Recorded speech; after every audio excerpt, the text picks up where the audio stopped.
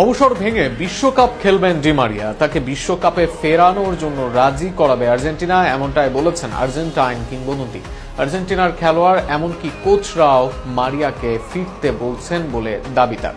দুর্দান্ত ফর্মে আছেন মারিয়া, আর বড় ম্যাচে তিনি এখনো অনন্য। ফিটনেসটাও মেসির চেয়েও ভালোই আছে মারিয়ার, তাই বিশ্বকাপে তাকে ফেরানোর গুঞ্জন এখন জোরালো। আরো শুনুন প্রতিবেদন।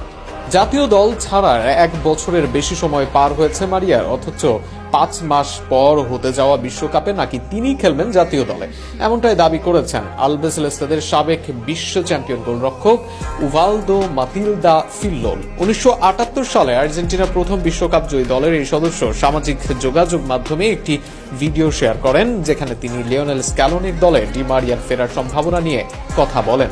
আর্জেন্টিনার সাবেক বিশ্বজয়ী গোলকিপার ফিল্লোল বলেন, আমি শুনেছি কোচিং স্টাফ এবং কিছু খেলোয়াড় তাকে জাতীয় দলে ফিরতে উৎসাহিত করছেন। এখন যা দেখছি তিনি অবশ্যই খেলতে আসবেন, এতে কোনো সন্দেহ নেই। ফিল্লোল আরও বলেন, আমার ধারণা তিনি দলে থাকবেন।